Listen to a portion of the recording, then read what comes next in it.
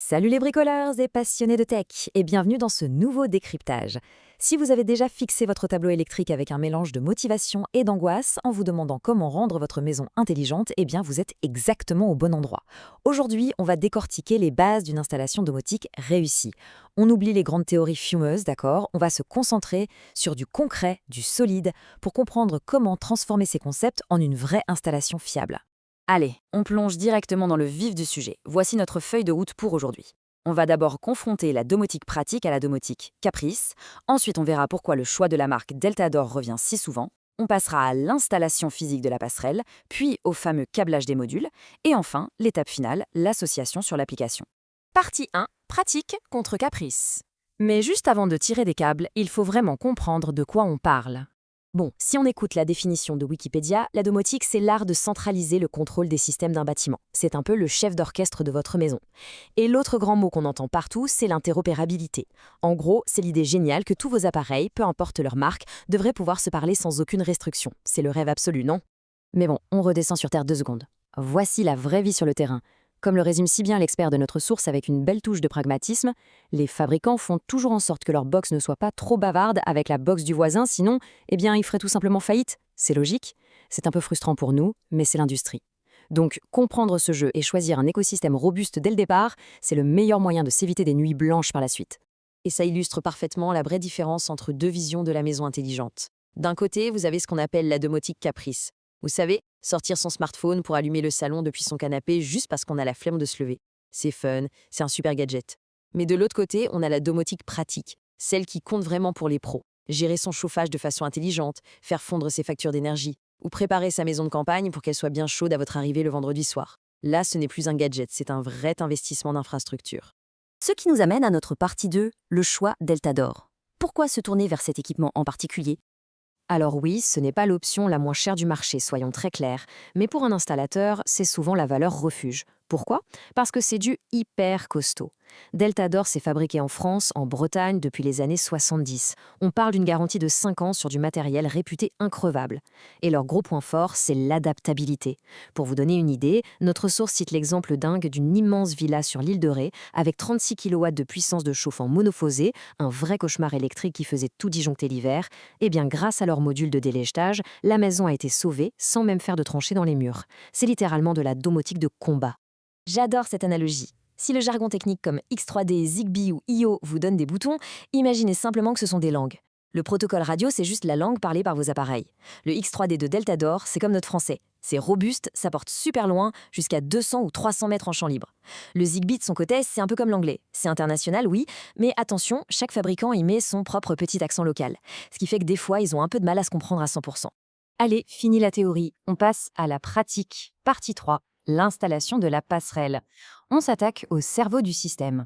Écoutez bien, c'est la règle d'or, la base absolue de votre installation matérielle. La box Tidom Home dont on parle ici, elle boude complètement le Wi-Fi. Elle a besoin, elle exige même une connexion Ethernet filaire classique. Donc, quand vous préparez votre chantier, vérifiez bien que vous avez une prise de courant et un port LG45 libre derrière votre box Internet. S'il n'y a plus de place, pas d'inquiétude, un petit switch Ethernet fera totalement l'affaire. Et la clé ici, pour que le démarrage se passe sans accroc, c'est l'ordre chronologique. Ne faites pas n'importe quoi. Étape 1, vous branchez le câble réseau. Comme ça, le cerveau a Internet dès la milliseconde où il s'allume. Étape 2, et seulement maintenant, vous branchez l'alimentation électrique. La box va se mettre à cliqueter de toutes les couleurs pendant sa mise à jour, c'est normal. Et enfin, étape 3, quand la lumière devient blanche et fixe, bingo, votre passerelle est officiellement en ligne. On avance avec la partie 4, le câblage des modules. C'est là qu'on met les mains dans le cambouis pour donner des muscles à notre cerveau. Attention, point de sécurité critique ici, on ne rigole pas avec l'électricité.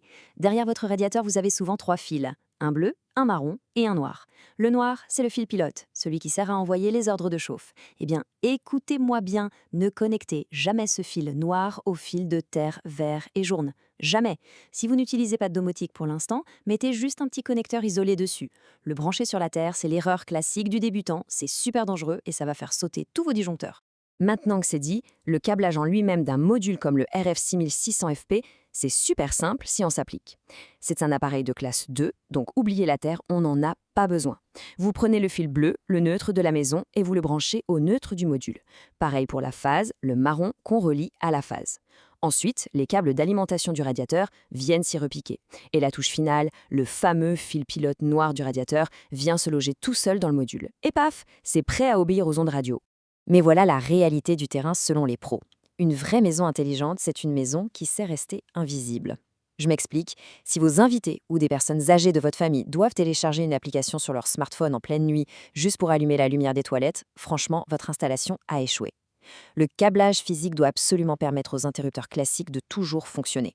Le smartphone, c'est un bonus génial, ce n'est pas une obligation pour vivre dans la maison. On arrive enfin à la partie 5, l'association sur l'application. C'est le moment de créer le système nerveux. Avant même de toucher votre écran, retenez bien ça, car c'est le piège numéro 1. Pour configurer l'application, vous devez bien sûr être sur le même Wi-Fi que la box, mais surtout, vous devez absolument, et j'insiste, désactiver vos données mobiles 4G ou 5G. C'est le truc tout bête qu'on oublie. Si la 5G est allumée, votre téléphone va chercher à communiquer avec la box via Internet au lieu du réseau local, et ça va vous sortir des erreurs invisibles super frustrantes en boucle. Donc Wi-Fi oui, 5G non, et un téléphone à jour. Allez, on passe à l'action. Comment on fait concrètement cette fameuse poignée de main entre le module et la box? Dans votre appli, vous dites « Ok, je veux ajouter un équipement thermique ». Ensuite, vous allez physiquement devant le module dans le mur et vous restez appuyé 3 secondes sur son bouton. Là, un petit voyant rouge clignote. C'est lui qui crie « Hey, je suis là !»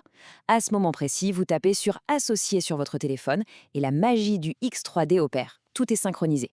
Et si ça plante au premier essai? Honnêtement, ça arrive. Comme le dit notre source, la domotique, c'est fiable à 99,9%. Mais on parle d'ondes radio invisibles. Avec les murs, le Wi-Fi, il arrive parfois qu'un petit paquet de données trébuche en chemin et que l'appli vous dise « aucun équipement trouvé ». S'il vous plaît, ne démontez pas tout votre câblage en hurlant. C'est normal. Prenez une grande inspiration, patientez 2 secondes et recommencez juste la procédure de 3 secondes. La patience, c'est vraiment votre meilleur outil ici. On arrive à la fin de nos bases d'installation. Mais regardons un instant vers l'avenir, vers ce fameux standard Matter dont toute l'industrie parle en ce moment.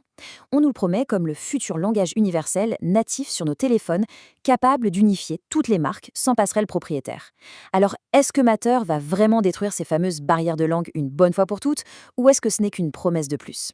C'est la grande question passionnante à garder en tête pour vos futures installations. Merci beaucoup d'avoir suivi ce décryptage avec moi aujourd'hui, restez curieux et à très vite pour une nouvelle plongée dans la tech.